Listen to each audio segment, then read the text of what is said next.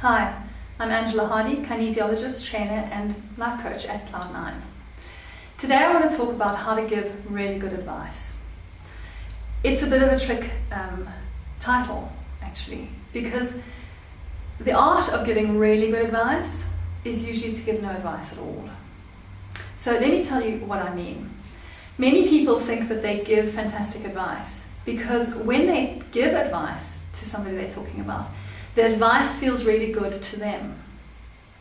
And what they're not realizing is that their life experience, although it sounds familiar, is actually quite different from the experience of the person to whom they're speaking.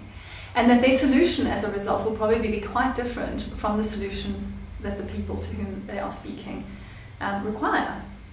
So what you have to understand about great advice is that the great advice that you think is great is not necessarily good advice for somebody else.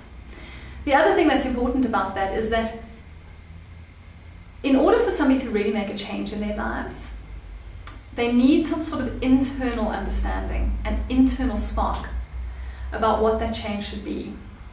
So if you tell me what it is that I need to do to make my life better, or to solve a problem, or to do something in my life, it's probably not going to be even vaguely as impactful as if I come up with that solution for myself. So that's something to think about when you're giving advice to somebody else.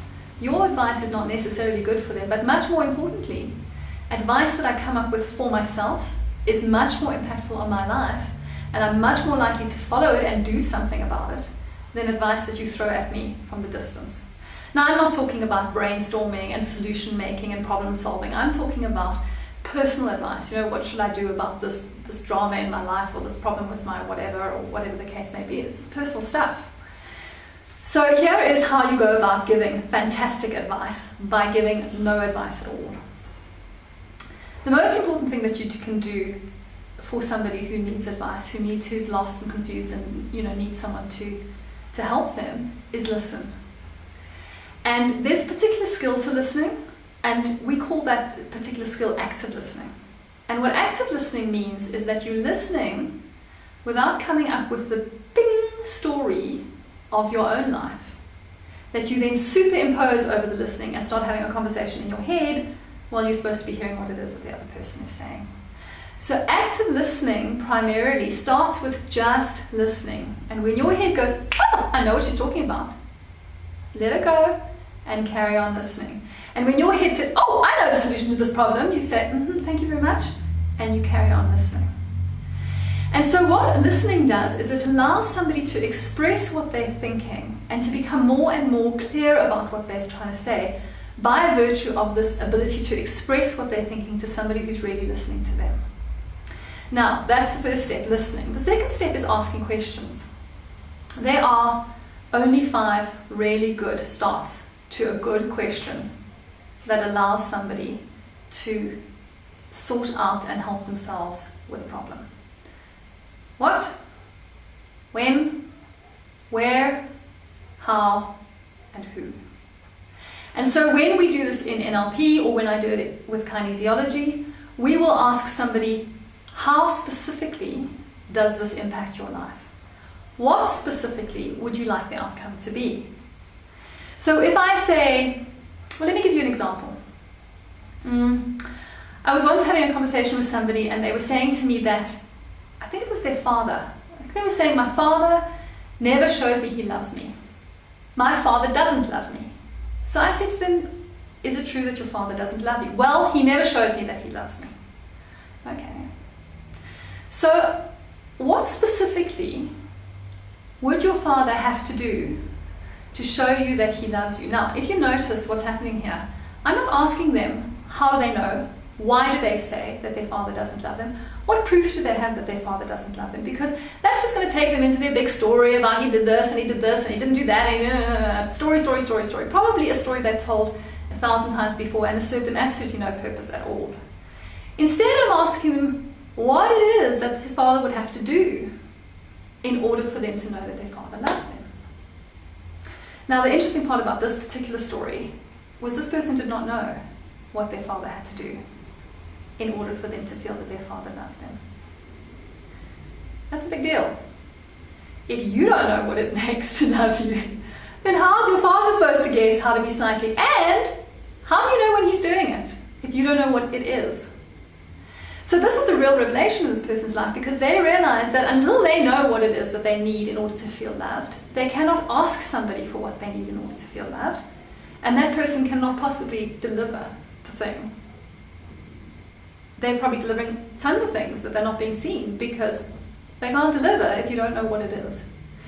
So active listening is asking these questions. And what we're looking for when we're active listening is we're looking specifically for the feeling that somebody is expressing. So we listen carefully without red flagging, without our own story coming up.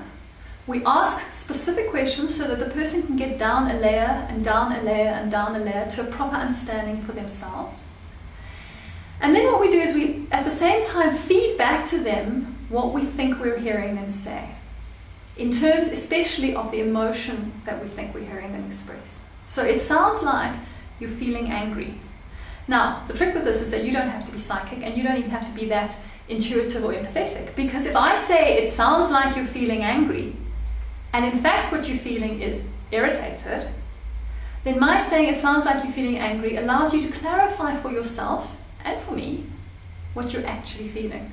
And that's a very powerful tool. Being able to clarify what you're actually feeling helps you to understand what's actually going on for you and helps you to come to a solution. So it sounds like you're feeling irritated, it sounds like you're feeling hopeless, it sounds like you're feeling whatever. It's a very powerful way to help people to clarify what they're feeling and what they're thinking. And then the 5 questions: who, what, where, when, and how, never why, because why gets them into the story.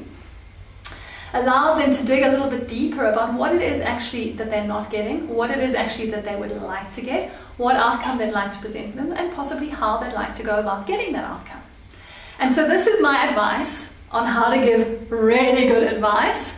First and foremost, stop giving advice, start listening, start questioning, and start feeding back what the person's saying for themselves.